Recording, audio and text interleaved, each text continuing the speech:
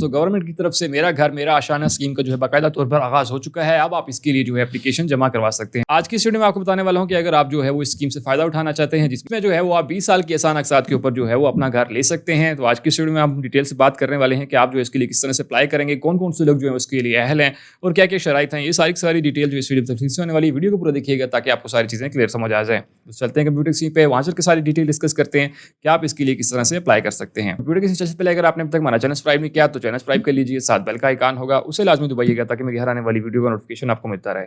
चलते हैं हम कंप्यूटर की स्क्रीन पे। तो हम कंप्यूटर की स्क्रीन पे आ चुके हैं। आपको बहुत सारी वीडियोस जो है वो पहले मिली होंगी जिनमें जो है वो कोई भी ऑफिशियल लोगों ने नहीं बताया था और मैं इस चीज़ का वेट कर रहा था कि ऑफिशियली तरीके से जो है वो लॉन्च हो जाए तो देन आपको बताया जाए, क्योंकि बहुत सी स्टार्टिंग में ऐसी वीडियोस आ रही थी लोगों की कि जी स्टार्ट हो गया है। वो अनाउंसमेंट थी, स्टार्ट नहीं हुआ था, मतलब बैंक की वेबसाइट्स के ऊपर लिस्ट नहीं हुआ था। तो अभी ये रिसेंटली जो है वो इसके ऊपर लिस्ट हो चुका है। अब हम इसके ऊपर जो है वो आप अप्लाई भी कर सकते हैं। पहले कोई अप्लाई का तरीका भी नहीं था, तो बहुत से लोग जो है वो कन्फ्यूजन में थे। ठीक है, अब ये क्या है कि मेरा घर मेरा आशियाना जो कि गवर्नमेंट का इनिशिएटिव है और ये कर्ज़ा जो है वो आपको बैंकों से मिलेगा गवर्नमेंट के थ्रू। ठीक है, मतलब गवर्नमेंट जो है गवर्नमेंट ने बैंक्स को दिया है, बैंक्स में ईज़ी हो जाता है आपको मैनेज करना, तो वहाँ के थ्रू जो है वो आप ये कर्ज़ा ले सकते हैं। अब इसकी क्या-क्या डिटेल्स हैं, क्या-क्या चीज़ें हैं, वो सारी हम यहाँ पे डिस्कस करेंगे। सबसे पहले ये है कि मेरा घर मेरा आशियाना ये है स्कीम है कि इसके थ्रू जो है वो आप आसान अक़सात के ऊपर जो है वो अपना घर ले सकते हैं।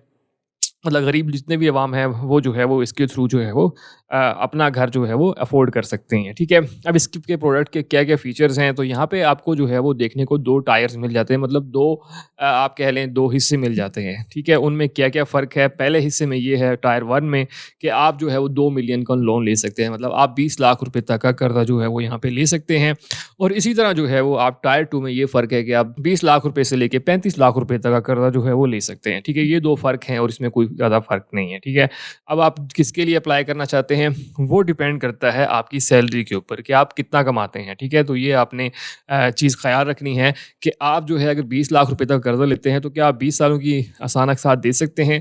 अगर आप 35 लाख रुपए तक का कर्ज़ा लेते हैं तो क्या आप जो है वो 20 सालों के अंदर जो है वो कर्ज़ा वापस कर सकते हैं। तो ये वो चीज़ है, उसी हिसाब से आपने जो है वो कर्ज़ा लेना होगा और उसी हिसाब से जब आप कर्ज़ा लेंगे तो देन ही वो एक्सेप्ट होता है। बहुत से लोग जो है वो उनकी तनख़्वाहें कम होती हैं लेकिन वो ज़्यादा कर्ज़े के लिए जो एप्लीकेशन दे देते हैं तो वो ऑटोमेटिकली रिजेक्ट हो जाता है। इसलिए आप अपनी सैलरी को देख के जो है वो उसी हिसाब से आप इसकी कैलकुलेशन कर सकते हैं। वो आखिर में आप जो है वो इसको कैलकुलेट भी कर लेंगे।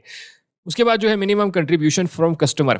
अब कस्टमर जो है वो 10% जो है वो प्रॉपर्टी का देगा। ठीक है, मतलब आप जो भी घर ले रहे हैं 10% आपने जमा करवाएं, जिसको हम एडवांस पेमेंट कहेंगे वो आपने देनी होगी, बाकी जो है बैंक देगा। ठीक है, इसी तरह जो है वो इसमें क्या है टायर 1 में कि आप जो है वो 20 लाख रुपए तक कर्जा ले सकते हैं, 10% आपने देना होगा।